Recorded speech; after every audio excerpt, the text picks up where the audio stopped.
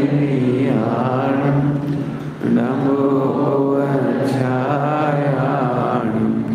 नमो लोरे सर्वसाहून्।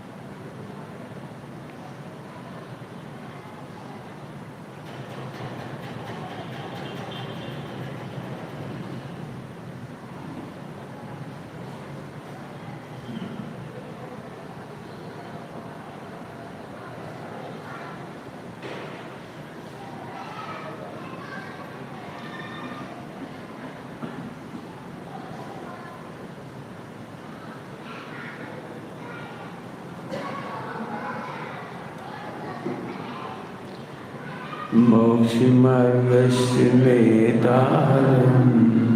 नेतारं कर्मणोऽतां ज्ञातारं विश्वतत्त्वानां वन्दे तद्गुणलब्धम्।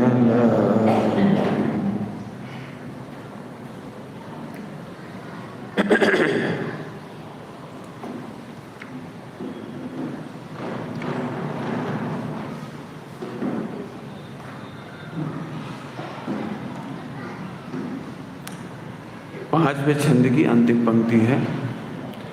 परलेस नहीं करता द्वयों अंतर में वेद विज्ञान चले। अंतर में वेद विज्ञान चले, इसकी थोड़ी चर्चा सुबह की, थोड़ी कोशिश करेंगे विस्तार से चल जाए। सभी लोग बहुत ध्यान से सुनना। वेद विज्ञान के नाम पर आपके दिमाग में जो इमेज हो उसे रख लेना, वो अभी हम जो बताएं उसे मिलाना।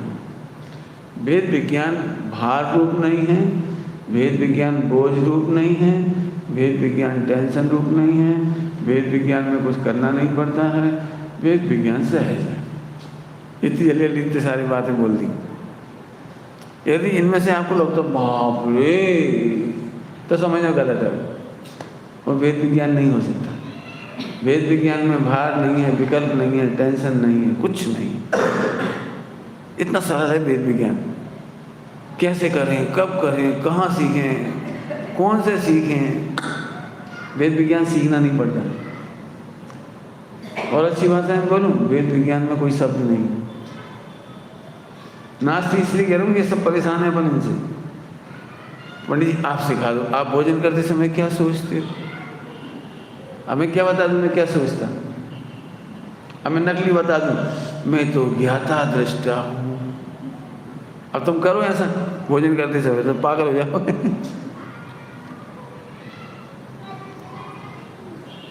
कोई सा भी वेद विज्ञान, उसमें शब्द नहीं है, टेंशन नहीं है, तनाव नहीं, कुछ नहीं, करना ही नहीं पड़ता, हुए बिना रहता नहीं है। एक कन्या की सगाई हुई, अब एक में अपनापन आ गया, बाकी सब में परायापन आ गया, इसका नाम वेद विज्ञान।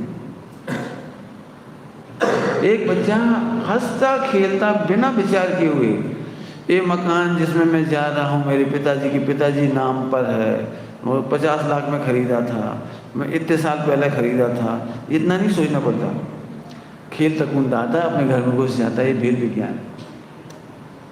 वेद विज्ञान कितना सरल है, ठीक है ना? तो वेद विज्ञान का प्रवाह चलता है, पर लेस नहीं कर तत्व, इसकी मेहनत करानी है थोड़ी सी। मैं जानता हूँ अब ये प्रॉब्लम सॉल्व नहीं हुई होगी, करना तो पड़ेगा, करना तो पड़ेगा, करना तो चाहिए। ध्यान से सुनना, बहुत अच्छे से खोलूँगा इस विषय को। जिनवाणी में उपदेश शैली के कारण ही ये प्रॉब्लम खड़ी हो रही है। उपदेश शैली के कारण ये प्रॉब्लम खड़ी हो रही है। 99% कथन जिनवाणी में आचार्यों द्वारा, भगवंतों द्वारा, विद्वानों द्वारा 99% कथन किया जाता है, तुम करो कर्तव्य छोड़ो, तुम कर्तव्य मत लो, ऐसी भाषा चलती है।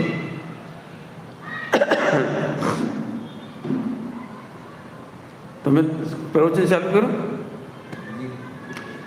दो शब्द हैं, कर्तव्य और कर्तव्य।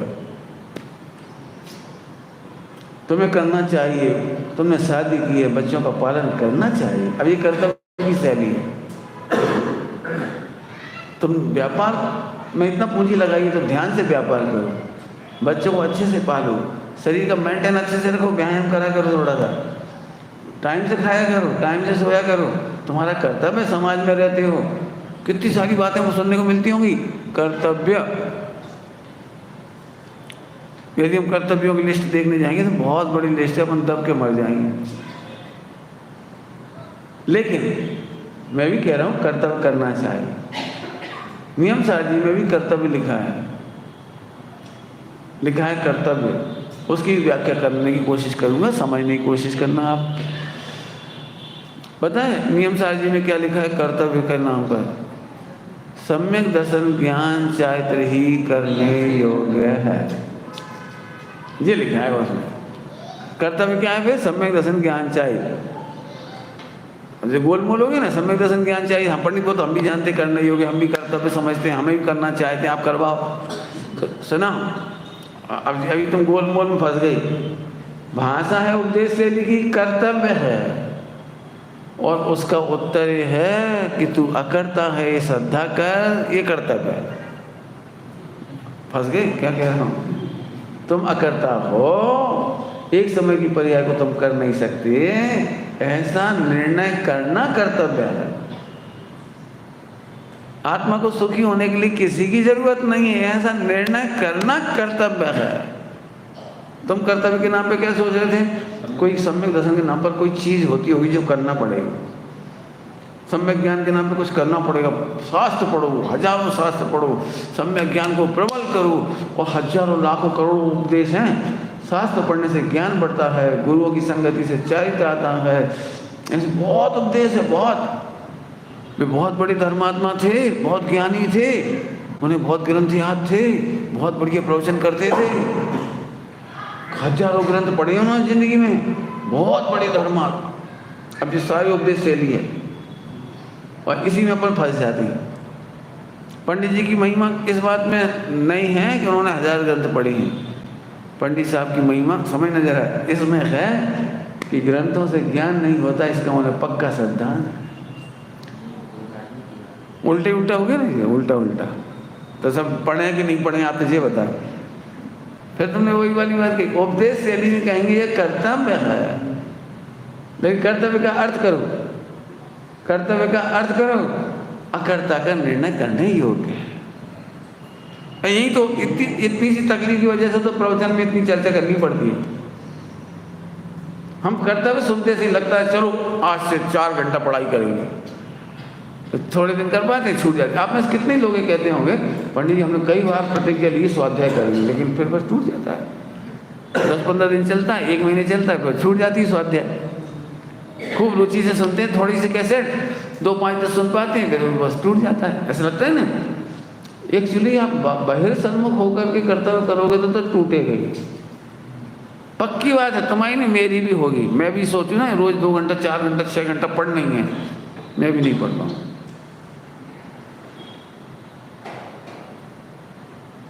क्या कह रहा हूँ? मैं भी नहीं पढ़ पाऊंगा, आप भी नहीं पढ़ पाओगे। करके देख लो। क्यों? डेली रूटीन वर्क करना तुम्हारे हाथ में नहीं है। डेली रूटीन वर्क करना तुम्हारे हाथ में नहीं, वो कर्म के उदय के हाथ में। करके देख लो ना, मैं मना कर रहा हूँ। आज आपको एक पूजा करने में बहुत आनंद आया, सिद्ध पूजा, खूब आनंद आया, तो आपको लगा कल भी करेंगे, फिर लगा पर रोज करेंगे, तो देख लेना फिर क्या होगा।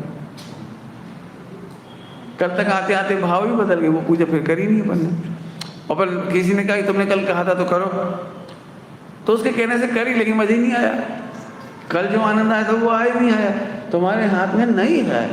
तो फिर पंडित जी हमारे हाथ में क्या है?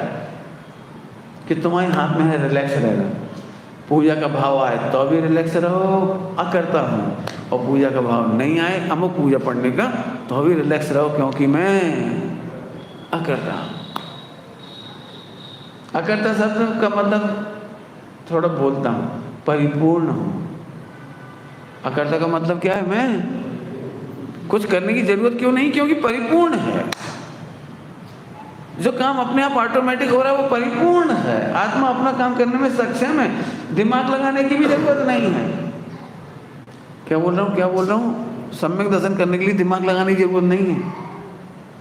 उल्टा उल्टा लग रहा है, कैसी बातें कर रहे हो? हम तो कह रहे हो उपयोग पूरा लगा लो। ऐसा निर्णय कर, फिर करे, केवल निर्णय में उपयोग लगा। इतना करो, बुद्धिपूर्वक करना हो तो निर्णय में उपयोग लगाओ। क्यों? चर्चा बहुत हो चुकी पहले। सम्यक दर्शन में करने के लिए उपयोग लगाने की जरूरत नहीं पड़ती, निर्णय करने की जरूरत पड़ती है। अब फिर दृष्टांत देता हूँ, तो कोई रास्ता नहीं है। बताओ, एक लड़के से कहो बेटा कोई लड़की पसंद आए तो तू उसी में अपना उपयोग लगा, उसे अपनी पत्नी बना ले। क्यों? कैसा उपदेश है? वो सड़क पे बैठ गया और उपयोग लगा रहा है, उनको उपयोग लगा रहा है एक लड़की में। ये उपाय है क्या?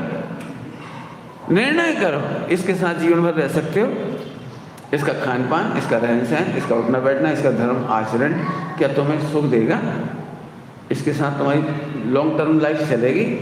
इसकी शॉपिंग तुम्हें सुख देगी? इसका जो खाना पीना, उठना बैठना, खेलना कूदना, क्लब बाजी, आइसक्रीम खाना, चैटिंग, मोबाइल, इन पे निर्णय करो। वो चैटिंग करेगी तो चलेगी, ऐसे ऐसे करेगी तो चलेगा। रात को खाए पिए, प्याज खाए, आलू खाए, गाली बके, ठोक ठोक कर दी, ठोक ठोक समझ तो चलेगी। तो इतनी बातों का निर्णय कर। निर्णय करने के बाद यदि तेरे को मैचिंग हो गई तो फिर कुछ करना नहीं पड़ेगा। इसी का नाम है उपयोग लगाना। और अब तेरे को अपनी पत्नी के लायक लगने लगी। सगाई हुई तो पत्नी लगने लगी, शादी हो गई तो पत्नी बन गई। बताओ, निर्णय के में समझ गए? निर्णय में उपयोग लगाना ही पहला पुरुषार्थ है। समझ गए? उपयोग लगाओ। उपदेश शैली क्या है? कर्तव्य। शास्त्र पढ़ना कर्तव्य है। अरे शास्त्र पढ़ना कर्तव्य है, ये स्थूल भाषा है। शास्त्र पढ़कर निर्णय करना कर्तव्य है कि मैं अकर्ता हूँ, अभोक्ता हूँ, ज्ञाता हूँ, परिपूर्ण हूँ। इतना परिपूर्ण हूँ जिसमें करने की गुंजाइश ही नहीं है। मैं जानता हूँ मैं क्या बोल रहा हूँ और तुम्हें कितना भारी पड़ रहा होगा ये। मैं इतना परिपूर्ण हूँ कि भगवान मेरे में क्यों करें? पति पत्नी मुझे सुखी करे क्यों करें? 5 जिंदगी के विषय वो मुझे सुखी क्यों करें? परिपूर्ण हूँ मैं, अकर्ता हूँ। इधर से भी अकर्ता हूँ, उधर से भी अकर्ता। कोई मेरा कर्ता नहीं है। क्या बोला हमने? इधर से भी और इधर से। एक शक्ति है आत्मा में, 47 शक्तियों में अकारण अकार्यत्व, अकारण और अकार्य। आत्मा अकारण भी है और अकार्य भी है। अकार्य तो समझते होगे, अर्थात अन्य कोई मेरा कारण नहीं है और मैं उसका कार्य नहीं हूँ। अकार्य, मैं अकार्य हूँ, कोई मेरा कारण नहीं है और मैं किसी का कार्य नहीं हूँ। एक बात। और अकारण हूँ, अर्थात कोई का कारण मैं नहीं हूँ और कोई मेरा कारण नहीं। मैं किसी का नहीं हूँ, कोई मेरा नहीं। मैं कार्य भी नहीं हूँ और कारण भी नहीं हूँ। मेरे कारण किसी और का कल्याण हो ऐसा नहीं है और किसी और के कारण मेरा कल्याण हो ऐसा नहीं। तो अकारण और अकार्य, इसमें मोक्ष काय का हो गया? आपको चिंता का, टेंशन का मोक्ष हो गया। क्यों? अरे मैं किसी का कारण हूँ तो चिंता करूँ, इसका मेरे बिना, मेरे कारण के बिना काम कैसे होगा? तो चिंता होगी। चिंता करने की जरूरत नहीं। तेरा कारण तेरे में, तेरा कार्य तेरे में, मेरा कारण। इसको सरल भजन की भाषा में बोलो, बीरा प्रभु के बोल, तेरा प्रभु तुझ ही में ढोले, तेरा प्रभु तुझ में डोले, मेरा प्रभु मुझ में डोले। आए, सुना कि नहीं? से सरल कर रहा हूँ, सरल कर देता हूँ। कठिन लगे तो जरा हाथ खड़ा कर देना। अब व्याख्या तो होगी, अब क्या करें? तो कर्तव्य के नाम पर कर्तव्य नहीं करना। कहेंगे कर्तव्य करो और समझना कि कर्तव्य मतलब ये निर्णय करना कर्तव्य है, करने योग्य है, नियम से करने योग्य है, अवश्य करने योग्य। क्या कि निर्णय, क्या निर्णय कि आत्मा परिपूर्ण है। तो ऐसे कैसे परिपूर्ण है? क्यों तुम्हारी सबकी आत्मा भी परिपूर्ण है? यहाँ है, कैसे परिपूर्ण है? भगवान बनना परिपूर्ण नहीं है, भगवान बनने की शक्ति है, ये परिपूर्णता है। सम्यक दर्शन लेने की शक्ति है, ये परिपूर्णता है। सम्यक चाहे ले लोगे प्रकट हो जाएंगी, विकार दूर अपने आप होंगे, ये परिपूर्णता है। हमने एक दिन क्या दृष्टांत दिया था, इतना सा बच्चा वो पूरा है, इसमें कुछ करने की जरूरत है। एक बच्चे का जन्म हुआ, इसमें कुछ करने की जरूरत है? कुछ नहीं करना है। नहीं, इसमें लीवर ट्रांसप्लांट कराओ, किडनी ट्रांसप्लांट कराओ, मजबूत वाली, अच्छी वाली मजबूत कंपनी की मंगाओ, डाल दो। ये आंखें तो कमजोर है, पेट में से आई हैं, बेकार है, निकलवाओ इन्हें। अच्छी कंपनी की 2 आंख फिट कराओ कुछ मत करो, डोंट टच, बच्चा पूरा है। ठीक, एक बार निर्णय करो, समझ गए? कर्तव्य। अब मैं आपको आगे की चर्चा कर रहा हूं, कर्तव्य और कर्तव्य। पहले स्थूल कर दूं थोड़ा सा, पंडित जी जिस भूमिका में हम खड़े हैं वह कुछ कर्तव्य है या नहीं? पहला कर्तव्य कौन सा था? निर्णय करना। अभी दूसरा कर्तव्य, जिस भूमिका में हम खड़े हैं वहाँ भोजन करना, पानी पीना, कमाना, पत्नी का पालन करना, बच्चों की रक्षा करना, पाल पोस के बड़ा करना, उनका विवाह करना, व्यापार करना, ये कर्तव्य है क्या नहीं? ओके, प्रश्न में आ गया? कोई दिक्कत तो नहीं इस प्रश्न में? उत्तर सुनो। यह कर्तव्य आत्मा का नहीं है, यह राग का कर्तव्य है। गुणस्थान प्रमाण तेरे में राग मौजूद है, ये उसका कर्तव्य है, आत्मा का कर्तव्य नहीं। फिर से बोलो, है ना? उस भूमिका में उतना राग रहता है ना, तो अपने आप ही करेगा वो तो। मैं तो उस राग का भी ज्ञाता हूं, ये निर्णय करना कर्तव्य है। समझ में आया कुछ? नेमिनाथ भगवान की बहुत बड़ी गलती है। शादी कर रहे थे वो छोड़ के चल दिए। समझ में आया? नेमिनाथ भगवान की गलती क्या थी? अरे इतने इंटेलिजेंट हो, सबसे ज्यादा इंटेलिजेंट थे उस समय वो, सबसे ज्यादा इंटेलिजेंट थे, उन जैसा कोई इंटेलिजेंट नहीं था। 12 साल के गया था, अवधि ज्ञानी। 1 सेकंड भी उपयोग लगाए ना तो फौरन मालूम पड़ जाए शादी सफल होगी कि नहीं, 1 सेकंड में कंफर्म कर सकते थे, लेकिन उपयोग ही नहीं लगाते। तो समझने जरा, तो उनसे, मैं समझाने की शैली में कह रहा हूँ, उनसे पूछा कि साहब लोग आपको बेवकूफ़ कह रहे हैं, पहले तो आप सगाई शादी कर रहे थे और फिर भक्ति छोड़ के चले गए, ये तो आपने बहुत गलती की। नेमिनाथ भगवान मुस्कुरा के बोले नहीं हो, मैं कह रहा हूँ। नेमिनाथ भगवान बोले, जिस राग ने सगाई की थी वो राग ही मिट गया, तो हम क्या करें? क्या बोला? जिस विद्यमान राग ने सगाई की थी, जिस विद्यमान राग में शादी करना चाही थी, वो राग मिट गया।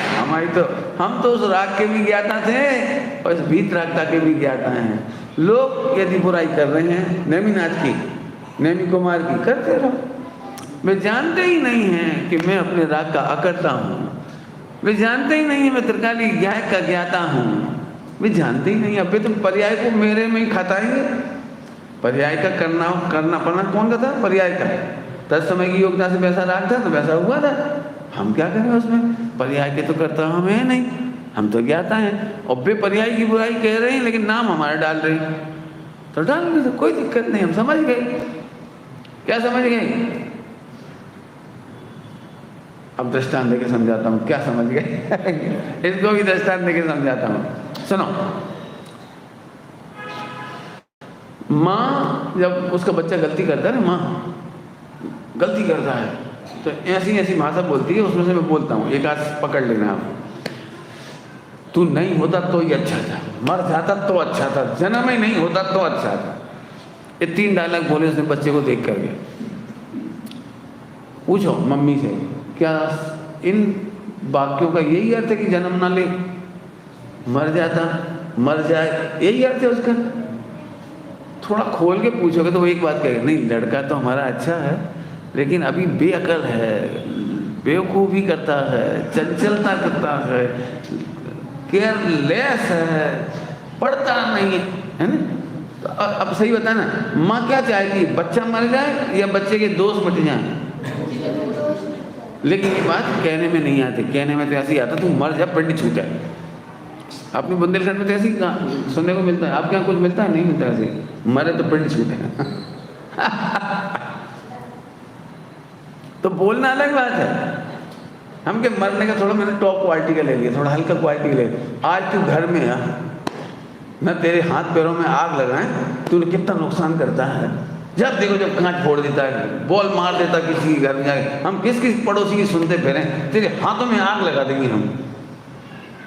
कहते कि नहीं कहते? बोला तेरा बदला लेके ना आग लगाने तो कहती है, लगाती भगाती नहीं है। आज तू घर में है ना, तेरी टांग तोड़ी, कोई ना कोई तो डायलॉग सुने होंगे। लेकिन सही सही बताना, आज तक किसी अम्मा ने टांग तोड़ी? क्यों? क्योंकि वो जानती है ध्रुव बालक तो बालक है, ध्रुव माने बालक तो बालक है, मुझे उसकी गलतियों से शिकायत है, बच्चे से शिकायत नहीं है। ऐसे ही नेमिनाथ भगवान कहते हैं, मेरे राग की गलती थी, उसने सगाई की थी, मेरी कोई गलती नहीं। मैं भी यही चाहता हूँ गलती दूर हो जाए, नहीं होती तो भी मुझे कोई दिक्कत नहीं थी, हो गई तो भी मुझे कोई दिक्कत नहीं थी। 19 सितंबर की शादी हो गई, नो प्रॉब्लम, और 2 की बारात चली गई तो भी नो प्रॉब्लम, 3 गए ही नहीं बारात लेके, नो प्रॉब्लम। अबे 3 भी चले जाते तो भी नो प्रॉब्लम। क्यों? क्योंकि मैं पर्यायों का करता नहीं। तो व्यवहार को भी जानते हैं, ये वेद विज्ञान की धारा चल रही है, ये मैं समझा रहा हूँ, ये वेद विज्ञान की धारा चल रही है, उन्हें सोचना भी नहीं पड़ता। तुमने सोचा कभी? क्यों तुम सबको डांट पड़ी, अम्मा ने डांटा था, हड्डी पसली तोड़ दूंगी, फिर तुम ऐसे बैठ गए होगे, आज अम्मा बहुत क्रोध में है, निश्चय से कह रही है या व्यवहार से? ऐसे सोचना पड़ा, वेद विज्ञान करने के लिए ऐसा करना पड़ा।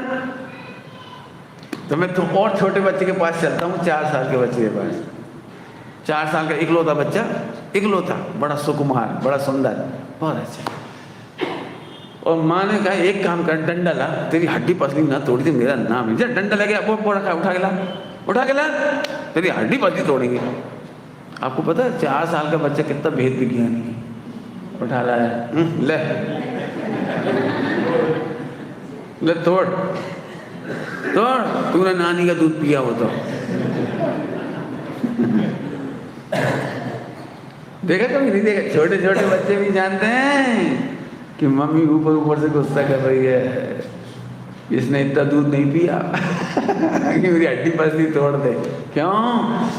मैं ही तो इसका राजा बेटा हूँ, मैं ही तो इसका चंदा सूरज हूँ, मैं ही तो इसका, मुझसे सब समझता है वो, और चिल्लाने को भी समझता है। तो फिर कई बार हंसते हैं अपन लोग, देखो कैसा इंटेलिजेंट, मतलब क्या समझदार है, इसमें असर ही नहीं पड़ता गुस्से का, और डंडा और ला के रख दिया। तो 4 साल का बच्चा वेद विज्ञान कर लेता, सोचता नहीं। ध्यान रखना, मैंने शुरुआत कहाँ से की थी? वेद विज्ञान में सोचा नहीं जाता, विकल्प नहीं करने पड़ते, नए विक्षेप नहीं लगाने पड़ते हैं, इजी गोइंग होता है वो, इजी गोइंग।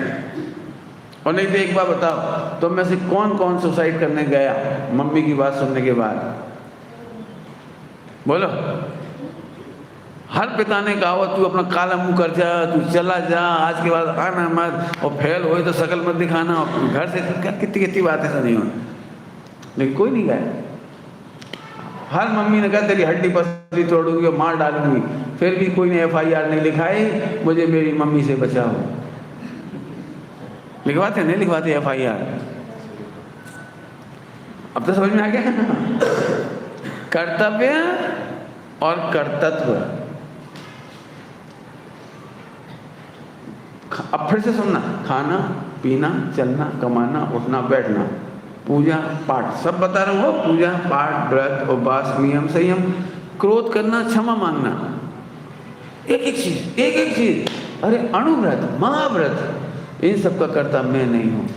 10 समय की योग्यता में पड़े हुए राह का इसका कर्तव्य है। मैं राग के कर्तव्य को अपना कर्तव्य नहीं मानता, इसका नाम है कर्तव्य छूट गया। जल्दी बोल गए, फिर से जल्दी बोल गए ना। वो उस समय का राग कभी तुमने देखा है? देखा ही होगा, थोड़ा ध्यान से सुनो। आपको कोई अमुक चीज़ बहुत अच्छी लग रही थी और आपको वही याद आ रही थी, भिंडी की सब्जी, भिंडी की सब्जी, भिंडी की सब्जी, और आप मम्मी से जिद कर रहे थे भिंडी बनाओ, भिंडी बनाओ, भिंडी बनाओ। तो मम्मी ने 4 दिन नहीं बनाई, फिर 5 दिन नहीं माने तो ले ही आई, फिर बना भी दी। अब वो 4 दिन पहले का जो राग था ना रोने वाला, वो आज नहीं था। 4 दिन बाद वो खाने पीने का राग, वो विकल्प, टेंशन नहीं रहे। बनाई दी, थोड़ी सी खाई, नहीं खाई, छोड़ दी। अरे अब खाना तो तेरी जिद से तो बनाई, 4 दिन से लगा था तू पीछे पीछे, खा मुझसे। नहीं, अच्छी नहीं लग रही। अरे अच्छी देख, इतनी अच्छे से बनाई होगी, लेकिन आज होता है कि नहीं होता है? बोलो, इसका क्या मतलब है? उस दिन का राग उसी दिन का था, अब आज नहीं बचता। आप भी चेक कर लेना अपने आप को। छोटी छोटी बात पर आप रो पड़ते हो। पत्नी ने पति से कहा तो मुझे घुमाने नहीं ले जाते, रोने लगी। घुमाने नहीं ले जाते, रोने लगी। फिर वो 8 बजे बैठा लेके आया, और जी तुम्हारी सर्विस लाइन के उस तरफ बैठा के, बैठ जा, ले बैठ, घुमाने नहीं आए, बैठ जा। अब समझ में नहीं आई, उस दिन का राग था ना वो घूमने वाला, वो तो हो गया खत्म। अब बैठ के क्या करें? वाहन आ जा रहे हैं और उनका पेट्रोल का धुआं निकल रहा है। अब 4 दिन पहले दिमाग में था कि पति पत्नी को थोड़ा घूमना चाहिए, फिरना चाहिए, फला करना चाहिए, तो चलो। अब 4 दिन से लड़ रही थी, 1 सप्ताह से, तो ले गए बैठा दिए। इधर अच्छा नहीं लग रहा, तो चल पार्क में चले। अब पार्क में गए तो अब पार्क में अंधेरा, अब क्या करें? बोल, अब क्या करें? अब कुछ नहीं समझ में। चल होटल चले, तो होटल में चले, क्या खाओगी? अब बेचारी टेंशन में, जो देखे वो कुछ खाने लायक नहीं ढंग को। मैं दृष्टांत दे रहा हूँ। मैंने वो राग के बिना सारी प्रवृत्ति दुख दे रही, उल्टा देख लेना, बिल्कुल प्रैक्टिकल करके देख लेना। प्रैक्टिकल एक ऐसा एग्जाम्पल नहीं है जो मैं 24 घंटे के एग्जाम्पल है। शादी विवाह के निमंत्रण कार्ड मिलते हैं, निमंत्रण कार्ड मिलते से महिलाओं के दिमाग में फौरन चलने लगता है 1000 साड़ी में से कौन सी पहननी है। और जब वो खोल के देखते हैं ना लॉकर या अलमारी, तो उस समय कर्म बांधते हैं, ये साड़ी मंदिर में तो पहन नहीं सकती, ये सगाई शादी में पहनने लायक नहीं, सगाई शादी हो नहीं रही, ऐसे सेट कर। फिर 2-4 एक्स्ट्रा निकलती हैं, उसके लिए अब सोचते हैं अपन शादी में पहनेंगे, फलाम पहनेंगे। अब उस दिन का राग था ना, तो इकट्ठा कर डाला सारा राग। अब वो जिस दिन शादी आई उस दिन निकाला, जब नहीं रही, ले उस दिन राग ही नहीं था उस जाति का। फिर जैसे जैसे 4-6 में कर्म बांधे थे, 4 से चेक करे, ये है तो अच्छी लगी, इसकी ज्वेलरी नहीं, ये है तो अच्छी लगी, इसकी चप्पल नहीं, ये है तो अच्छी लगी, इसकी टिकी वो वाली होती तो अच्छी लगती। फिर मैचिंग खत्म हो गई, अब बड़ी आफत आ गई। मेरा मतलब है कि भाई साहब उस दिन का राग उसी दिन मिट गया। मैं कुछ सिखा रहा हूँ, बहुत बड़ी बात सिखा रहा हूँ, मैं क्या समझ जाओ तो इसमें भेद विज्ञान का क्या फायदा हुआ? सुनो, हम भविष्य के राग का कर्म नहीं बांधते। जिस समय जो अच्छा लगेगा सहज कर लेंगे, जो अच्छा मिलेगा पहन लेंगे, जो अच्छा लगेगा खा लेंगे। हम पहले से कर्मों का निदान नहीं पाते, तो हम निदान बंद से बच गए।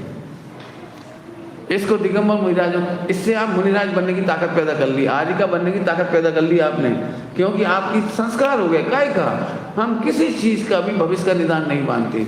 यथालब्ध आहार कर लेंगे, यथालब्ध निहार कर लेंगे, यथालब्ध आवास कर लेंगे, जो मिल जाएगा कर लेंगे। आप में से कुछ लोग सुखी होंगे और कुछ लोग बहुत दुखी होंगे।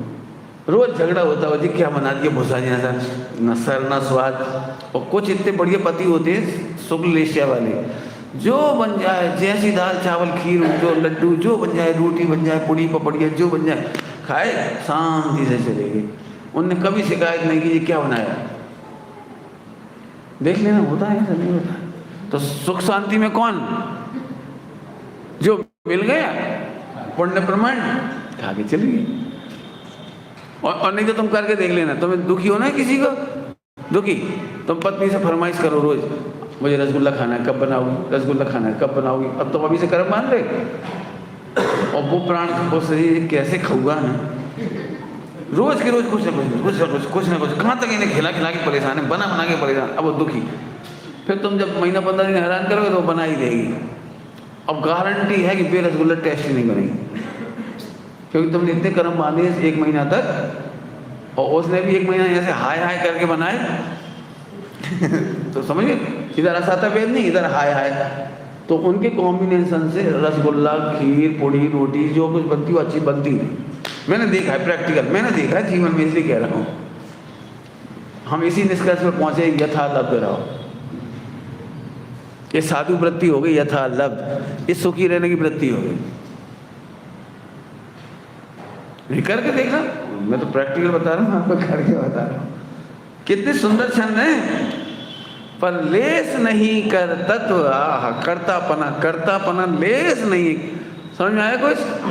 फिर से बोलता हूँ, समस्त राग देश मोह, खान पान, त्याग, बैराग, पूजा पाठ, व्रत उपवास, सब कुछ औदिक भाव, जिनको आप सोच पढ़ रहे हो औदिक भाव, वे सब औदिक भाव का करता मैं नहीं हूँ, क्योंकि उस समय का राग ही उनका करता है। पॉइंट समझ में आया? रोज एक जैसी पूजा का आनंद क्यों नहीं आता? उत्तर दो। और 2 दिन का राग ही अलग लगे तो एक सा आनंद कैसे आएगा? एक ही प्रवचन को 2 बार सुनो, बोलो, दोनों का आनंद सेम क्यों नहीं होता? एक गाने को 2 बार सुनो, एक चुटकुले को 2 बार सुनो, कुछ भी ले लो, कोई भी 2 बार एक जैसा आनंद क्यों नहीं आता? उत्तर दो। क्योंकि उसमें राग अलग हो जाता है। बहुत बढ़िया। पति पत्नी में ये लड़ाइयाँ बहुत होती हैं। जब शादी हुई थी तुम कितना चाहते थे, ये तो चाहता तो वो आज भी हूँ। यदि तुम चाहते हो तो जब जानते तुम मेरे को मिस करते, कब मिस करना था? जब अपनी मैरिज एनिवर्सरी हुई थी, रात को 12 बजे डेट बदलती है, तुम झट के थे। अच्छी आवाज आ गई। चाहने का ये मतलब है कि एनिवर्सरी के दिन रबड़ी खिलाओ या अंगूठी दो, ये नहीं तो बोलो ही कम से कम, क्यों बोलो ही बढ़िया आवाज है। अरे इन विकल्पों की कहाँ जगह? उस दिन जैसा राग नहीं रह जाता, उस दिन जैसा राग नहीं रह जाता। डायलॉग बाजी शुरुआत के महीने में होती है, फिर डायलॉग बाजी घटती चली जाती है और फिर मिट ही जाती है। फिर डायलॉग नहीं रहते हैं, डाइल्यूट रहते हैं।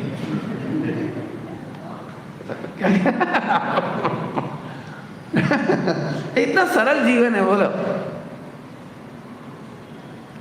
फिर से बोलो। पंडित जी आपने तो क्षमा मांग ली, हम नहीं मांग पा रहे, हम आपने त्याग कर दिया, हम नहीं कर पा रहे। बिल्कुल चक्कर मत पड़ो, ये राग का खेल है।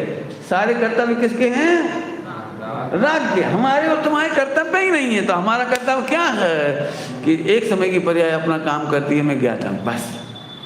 ये निर्णय करने का नाम कर्तव्य है। थोड़ा है समझ में आया? ये निर्णय करने का नाम कर्तव्य है, करने योग्य है, फर्स्ट एंड मस्ट है। अभी अपन कहाँ परेशान होते पता है? इतना राग छूट गया, घर से आ गए, इतना तो छूट ही गया। पहले अपनी रुचि नहीं थी 10 साल पहले, तब तो बहुत पापी था, अब तो ठीक है, पर इतना राग और मिटाना है। एक दिन सुमन प्रकाश जी जैसे हो जाना है, देखो कब हो पाता है। भाव थोड़े रुक जाए तो मजा आ जाए, थोड़ा पूजा कर लूँ तो अच्छा है, थोड़ा त्याग कर लूँ तो अच्छा है। अब फंस गए अब जाल में। अरे हम कह रहे हैं, अब थोड़ा सुनने में उल्टा लगेगा, सुनने में उल्टा लगेगा, आप तैयार रहना। हो सकता है जब तुम सम्यक दृष्टि नहीं थे तो एक ही शादी का राग था, और अच्छा ही सम्यक दृष्टि हो जाओ और 96,000 शादियों के राग आ जाएं, तो फंस गए या निकल गए? बोलो भाई, फंस गए कि निकल गए? मैंने उल्टा ये कैसे निकल गए? 96,000 शादी, हाँ तो कैसे? सम्यक दर्शन से कैसे निकल गए? अरे एक के कर्तव्य के बोझ में फंसा हुआ था, 96,000 के कर्तव्य में नहीं फंसा, इसलिए निकल गया। इसलिए मैं कह रहा हूँ, तुम विकल्प घटाने का नाम यदि निकलना समझोगे तो पागल हो जाओगे। संयोग घटाने का नाम निकलना समझोगे तो पागल हो जाओगे। मैं फिर कहता हूँ, आपको रोज पढ़ा रहा हूँ, विकल्प घटना या बढ़ना मेरे हाथ में नहीं है। राग घटना बढ़ना मेरे हाथ में नहीं है। द्वेष घटना बढ़ना मेरे हाथ में नहीं है। ये भी चीज मेरे हाथ में नहीं। किसके हाथ में है? किस हैं? हाँ, किसके हाथ में? बोलो। हाँ बोलो। तत्समय की राग में। तत्समय का राग होता है तो मैं क्या करूं? बता, तुम बता दो, तुम प्रैक्टिकल तुम बता दो ना। तुम में कोई माइकल लाल है? क्रोध नहीं करेंगी 1 घंटा तक। बोलो, 1 दिन 1 घंटा, जितना भी, जितनी देर, तो हमें कोई दिक्कत। 1 दिन जितना तुम्हें बोलना उतना बोलो। अरे तुम्हारे हाथ में नहीं है। उस समय जैसे भाव आते हैं तत्समय में वैसे आते। करके देखना प्रैक्टिकल। आपका दिमाग काम नहीं करता उसमें, वो राग ही काम करता है। और इसीलिए समाज को आपत्ति होती है। तुमको भी होती है अपने आप से, समाज को भी आपत्ति होती है। मालूम क्या? जब जानते समझ प्रकाश जी दीक्षा ले रहे थे, हैं तो बहुत बड़े पंडित, हमने नाम तो बहुत सुना है, बहुत त्यागी बैरागी हैं, बहुत बैराग की बातें करते, बहुत पढ़ पढ़ के पंडित हो गए। जब जाने जी त्याग करते, अब हम क्या करें इसको? है ना, अपेक्षा रहती है कि नहीं रहती अपेक्षा? और तुम्हें अपने आप से भी रहेगी। मैं तो समझ गया तो अब तो ऐसे परिणाम नहीं होने चाहिए। इसलिए मैंने कहा है, परिणाम से मत नापो। क्या बोल रहा हूं? परिणाम से, परिणाम स्वतंत्र है। चौथे गुण स्थान में भगवान की भक्ति का भाव आना चाहिए कि नहीं आना चाहिए? चौथे गुण स्थान में भक्ति का भाव आना चाहिए कि नहीं आना चाहिए? चौथे में अब कोई गारंटी नहीं है, बिल्कुल गारंटी नहीं है। सर्वार्थ सिद्धि के एक भी देव पंच कल्याणक में नहीं आते।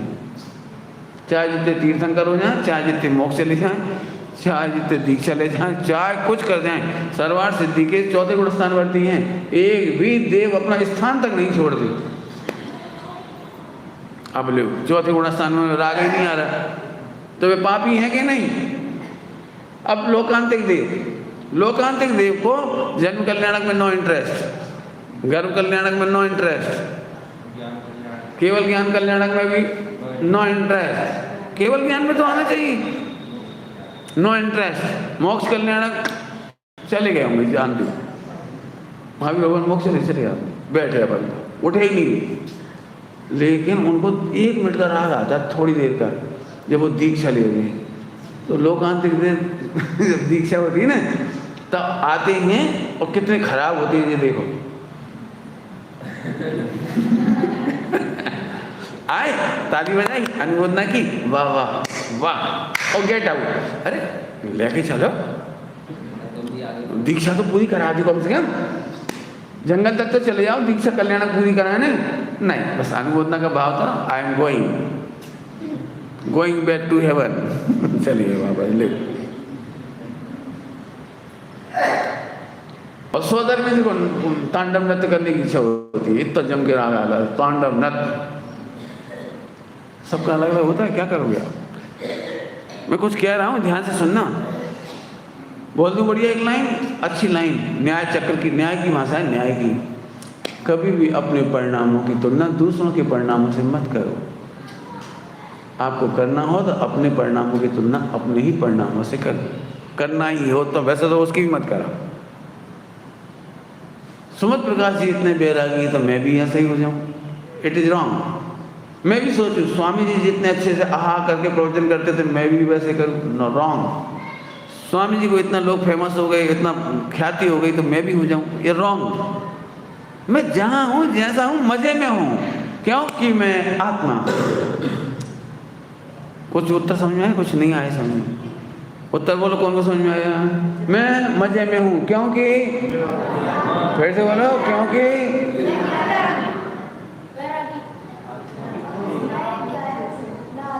आत्मा हूं। आत्मा, मेरा उत्तर है आत्मा हूं। सुनना ध्यान से, मैंने ये नहीं कहा मैं आनंद में हूं या मजे में हूं क्योंकि मेरे परिणाम सुधर गए, ये नहीं कहा मैंने। मैं आनंद में हूं ये कहा है मैंने ये नहीं कहा कि परिणाम बिगड़ गए। कई बार अपन लोग ऐसे खुश होते हैं, इनके तो और ज्यादा बिगड़े, अपने तो कम ही बिगड़े। कम परिणाम बिगड़ने में ही मजा मानता जी। अपन यहाँ से समय शिखर जी जाएं और डकैत आ जाए ट्रेन में लूटने वाले और सबको लूट ले जाए, तो जिसका सबसे कम लूटता है वो ताली बजाता है, हम कभी लाए ही नहीं थे। बड़ा खुश होता है, लूटने पे भी खुश होता है, क्यों हम कम लुटे, और ये तो करोड़ रुपए लाए थे, इनका पूरा चला गया। और ये तो इतना भोजन लाए थे, वो भी चला गया, इनके तो सब चला गया। मैं तो खुश हूँ, क्यों मेरा कम गया। अरे कम गया इसलिए खुश नहीं हूँ, ऐसे परिणाम कम बिगड़े इसलिए खुश नहीं हूँ, परिणाम बिल्कुल नहीं बिगड़े इसलिए खुश नहीं हूँ। हाँ, क्यों खुश हूँ? क्योंकि ये कर्तव्य है। अब समझो, ये है कर्तव्य, ये है कर्तव्य।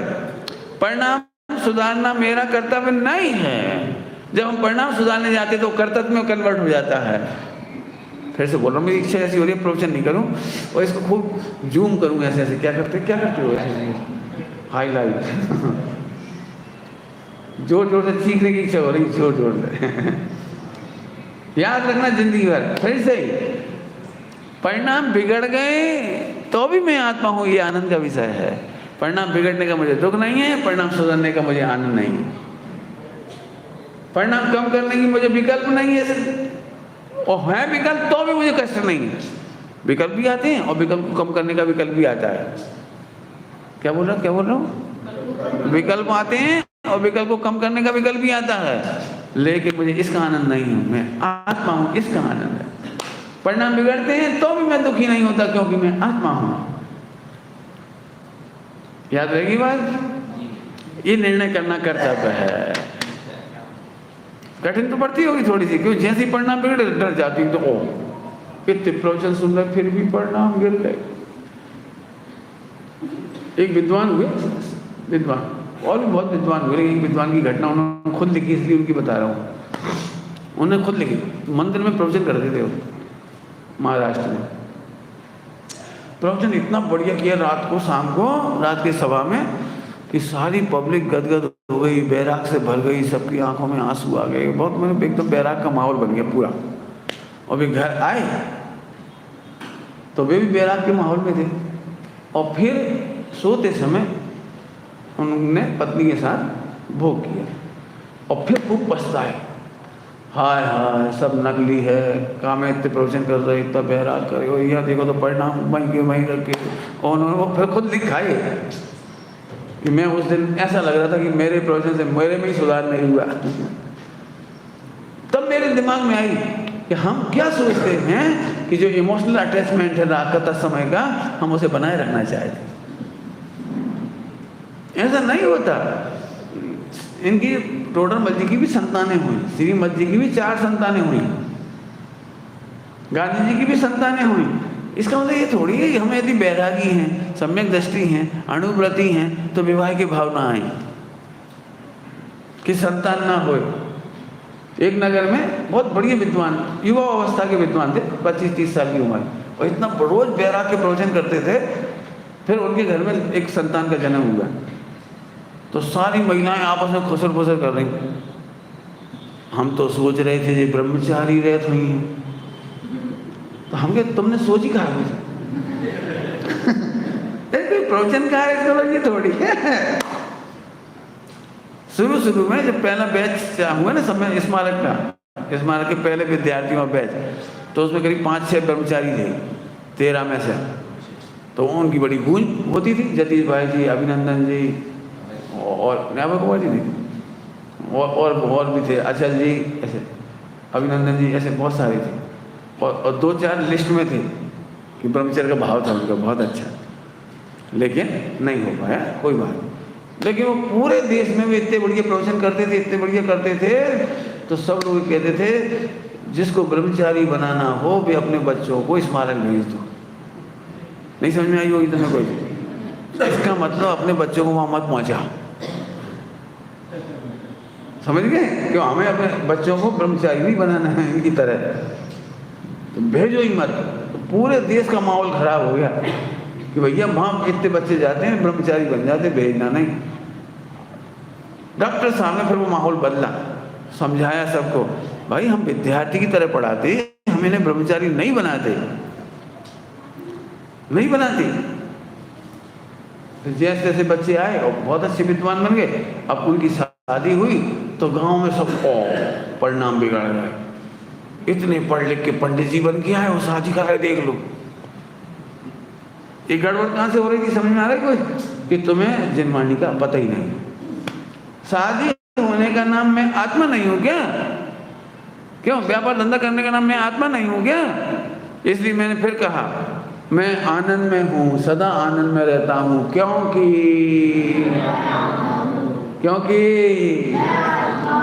अब फिर से सोचो, डरना मत। परिणाम गिर गए फिर भी मैं आनंद में हूं, क्यों? क्योंकि मैं परिणाम गिरने वाला नहीं हूं। परिणाम चढ़ गए, गुणस्थान बढ़ गया, तो भी मैं आनंद में हूं। तुम इसलिए खुश होते हो, आज मेरी क्रिया अच्छी हुई, आज पढ़ाई अच्छी हुई, पूजा पाठ अच्छा हुआ, व्रतोपास अच्छे हुए, आज तो मजा आ गया, आज तो पंडित जी हम कह रहे मिथ्या दृष्टि। तो ये आज के प्रवचन में आनंद आया है तो मिथ्या दृष्टि है? तो आज के प्रवचन में आनंद नहीं आया पंडित जी, आज के प्रवचन में आनंद नहीं आया तो भी मिथ्या दृष्टि। तो पंडित जी हम क्या करें, आए कि नहीं आए आनंद? भले आदमी तो सुन अच्छे तरह में, 4-5 बार समझा रहा हूं, परिणाम गिरना नहीं गिरना ये सब 10 समय के राग के अधीन है, आत्मा के अधीन नहीं है। आत्मा तीनों काल आत्मा ही है, ये सब में दर्शन। दृष्टांत नहीं समझ में आया ना अभी तक इतनी देर में? अभी हम फिर वही से नापते, परिणामों क्रियाओं से ही नापते, गुणस्थानों से नापते। और मैं कह रहा हूं गुणस्थानों से नापना मिथ्या है, परिणामों क्रियाओं से नापना मिथ्या है। मैं अब वो सरल करता हूं, देखो सम्यक दर्शन नापना है। वो क्या नापना है आपको? सम्यक दर्शन। पति पत्नी में झगड़ा हो रहा है और पत्नी रो रही है, पता पत्नी को विधवा होने की अनुभूति हो रही है कि नहीं? पति पत्नी में झगड़ा हो रहा है और पत्नी रो रही है। इस रोने वाली कंडीशन में पत्नी विधवा हुई कि नहीं? नहीं हुई। क्यों नहीं हुई? रो तो रही है। बोलो कि डांट फटकार होने पर भी, लड़ाई झगड़ा होने पर भी, रोने पर भी पति तो जिंदा है। ऐसे परिणाम गिरने पर भी आत्मा तो है, त्रिकाली आत्मा तो है। ये सम्यक दर्शन का विषय हो गया। अब पति पत्नी दोनों खूब हंस रहे हैं, प्रेम से खूब खा पी रहे हैं, अच्छी बातचीत कर रहे हैं, खूब प्रफुल्लित हैं दोनों। बोलो पत्नी का सुहागनपना कितना % बढ़ गया? बोलो विधवापना कितना % घट गया? पति पत्नी प्रसन्न है, विधवापना कितना % घट गया? या सुहागनपना कितना % बढ़ गया? उत्तर दो। देखो आ गया, कितनी जल्दी समझ में आ गया। अब सुनो, पति बीमार हो गया और 100 किलो का था, 50 किलो बचा वजन, तो पति और सुहागनपना कितना % कम हुआ? 100 किलो का पति 50 किलो का हो गया, तो सुहागनपना कितना % कम हुआ? अरे हिसाब तो लगाओ, गणित नहीं आ जाता हमको। अच्छा चलो आगे चलो। 50 किलो का पति 100 किलो हो गया, शादी हुई थी तो 50 किलो था, अब 100 किलो का हो गया, तो सुहागनपना कितना % बढ़ेगा? अरे 200% नहीं होगा। चलो और कहता हूँ, पहले पति गरीब था अब अमीर हो गया, सुहागनपना कितना बढ़ा? क्या?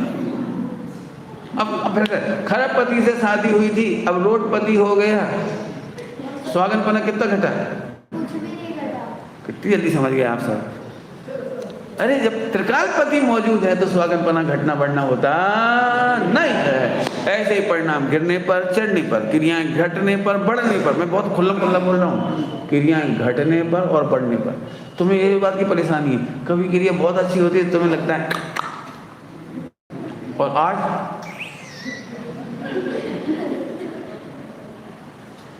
परिणाम क्रिया संयोग गुणस्थान चढ़ने और बढ़ने से जो आनंद मानते हैं, घटने से दुखी मानते हैं, वे मिथ्या दृष्टि हैं, वे त्रिकाल आत्मा को नहीं देख रहे। बस कितना सरल काम है। अब फिर से बोलूं, 8-10 बार बोलिए आज तो। बोलो मैं आनंद में हूं क्योंकि मैं आत्मा हूं। मरते समय भी मैं आत्मा हूं, इसलिए आनंद होगा। समाधि मरण, शरीर में भयंकर रोग हुए, 700 वर्ष तक कोढ़ निकला रहा, लेकिन मैं तो आत्मा हूँ, आनंद चल रहा है। ये सम्यक दर्शन का है। बोलो भाई, आज सम्यक दर्शन सरल हुआ कि नहीं हुआ? हो गया ना?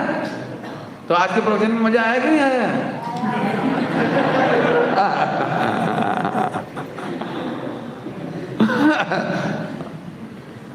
प्रवचन में इस बात का आनंद आया कि मुझे समझ में आ गया कि मैं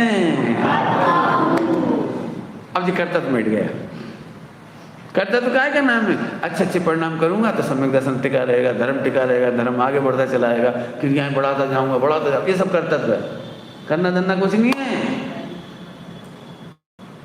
ओके, टाइम हो गया घड़ी में, लेट चालू हुआ था, ये बात सही है, लेकिन हो गया। अब मैं तुम्हें और दृष्टांत के समझाता हूँ, पक्का करते हैं इसको। आपने आचार्यों ने क्या लिखा है? आत्मा ना तो गलती करता है ना क्षमा मांगता है। आत्मा ना तो गलती करता है ना क्षमा मांगता है। ये बिल्कुल तुम ध्यान रखना। तीव्र कसाय गलती करती है और मंद कसाय क्षमा मांगती है। तीव्र कसाय क्रोध करती है, तीव्र कसाय लड़ाई झगड़ा करती है। देखना जरा शांति से, वो कितने बड़ा पंडित हो, चाहे कोई हो, चाहे पत्नी हो, चाहे पति हो, कोई हो, तीव्र क्रोध में हो और तुम अच्छे से भी बोलोगे तो भी भड़केगी। ये देखा नहीं देखा है? क्योंकि तीव्र क्रोध क्षमा नहीं मांग सकती। यदि बच्चा गुस्से में हो, अपन उससे बोले सॉरी, बोलो सॉरी, तो बोल दे ना, मुंह से बोलने में तेरा क्या जा रहा है? बोल दे सॉरी। क्यों बोलूं? तेरी गलती है। नहीं, मेरी गलती। आपने देखा जब तीव्र क्रोध होता है तो सॉरी नहीं निकलता, और थोड़ी देर बाद अंतर्मूर्त में लिस्टियाँ बदलती हैं, पक्के में बदलती हैं। तुम सबको मालूम है कि नहीं? थोड़ी देर पहले जब गुस्सा आता है उस समय तुमको लगता है मैं गलत नहीं हूँ, सामने वाला गलत है। और आधा घंटा में, 15 मिनट में, 10 मिनट बाद अपन क्यों चले गए, काय को उछक मारी, जब नहीं चले गए काय को बोल पड़ी, अच्छे खासे बैठे थे, बेवकूफ़ बनी है। नहीं लगने लगता? क्यों नहीं लगने लगता? थोड़ी देर बाद फिर और थोड़ी देर और मंद कसाई गई। अब बेचारे दुखी हो रहे होंगे, अपन तो बड़बड़ा के आ गए, वो दुखी हो रहे होंगे। चलो क्षमा मांग लेते, क्या दे रहे, रिलैक्स रिलैक्स करें, कोई बात नहीं। होता है कि नहीं होता है? और कई बार तीव्र गुस्सा हो ना, अंदर में लग रहा है कि अपनी गलती है, तो अभी अपन क्षमा नहीं मांगती। अब तो समझ गए, आत्मा गलती भी नहीं करती, क्षमा भी नहीं मांगती। तीव्र कसाय अपराध करती है और मंद कसाय क्षमा मांगती है। चलूं आगे चलूं? ज्ञानियों को खबर है इस बात की, इसलिए वे इस खेल से सुरक्षित रहती। हम परेशान होते हैं, मुझे ऐसा नहीं बोलना चाहिए था, मुझे ऐसा। तुमने देखा गलती करने वाले अपन इस बात पर रोते रहते हैं, ऐसे नहीं बोलते तो अच्छा था, नहीं बोलते नहीं बोलते नहीं बोलते। अरे तुम बोलने वाले,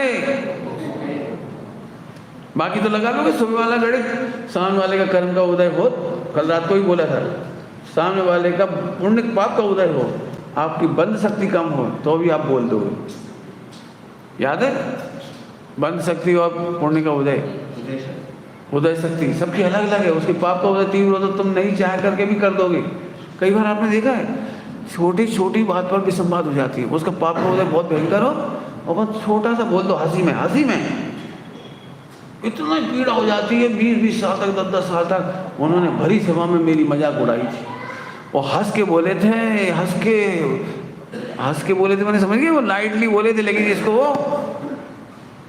बुरा लग गया, इतना भयंकर बुरा लग गया, बरसों बरस। और कई बार मंद कसाय हो और तुम उसे बोलो और खाऊगा, हाँ यार क्या करें, भीम की औलाद है तो खाएंगे तो सही, तो उसे बुरा ही नहीं लगा, ले। और कभी अपन कहो भाई खींच रहे हो, खींचा, अच्छा हम भुक्कड़ हैं, हम खींचने आए हैं, तूने बुलाया क्या आएगी नहीं था, हम अब नहीं खाएंगे, आज कल आएंगे नहीं तुम्हारे यहाँ, तुम बड़ी सभा में करोड़पति पना दिखा रहे हो, हम गरीब बात। ये भगवान, ये प्रभु, मन कई बार छोटी छोटी बात पर भी बड़ी परेशानी, और कई बार बड़ी बड़ी बातों पर भी कोई परेशानी नहीं। उत्तर दे सकते हो? ये सब किसका खेल है? तीव्र कसाय और आहा, और आत्मा त्रिकाल ज्ञाता ही है। अब तो होगी बात पूरी, ठीक है? बहुत सोचना, शांति से सोचो, आएगा आनंद आएगा, चिंता नहीं करो। तो फिर पंडित जी आप ही को बताओ, हम क्षमा मांगे कि नहीं मांगे? खासतौर से पत्नी और बच्चों से, बाकी से तो ठीक है चलो, दुश्मन से, हाँ ये भी ले लो, दुश्मन से उत्तर दे सकते हो? मैं जाऊं? बोलो, उत्तर दे दो। पत्नी से क्षमा मांग सकते कि नहीं? क्या जवाब है बोलो? पत्नी से तुम कौन मांगने वाली होती हो? वो मंद कसाई होगी तो ही मांग पाओगे, और नहीं तो ऐंठते ही रहोगे, ऐंठते ही रहोगे। ऐसी बच्चों से, ऐसी नौकर से मंद कसाई होगी तो आप बोल दोगे, पक्की बात। आपको एक बात समझ में आ गई? मंद कसाई और तीव्र कसाई का नाप, नाप क्या है? नाप, यदि हम क्षमा नहीं मांग पाए तो समझो जब तक हम तीव्र कसाई में हैं। यदि हम क्षमा नहीं मांग पा रहे, कर नहीं पा रहे, इसका मतलब तीव्र कसाई है। और क्षमा कर रहे हो तो तुम उसके कर्ता मानकर अहंकारी मत बनना। लो हमने क्षमा कर दिया, देखो हमने क्षमा कर दिया, ऐसे नहीं बोलना। क्यों? कि तुमने क्षमा नहीं किया है, मंद कसाई ने क्षमा किया है। तुम दोनों कंडीशन में मजे में हो, क्योंकि तुम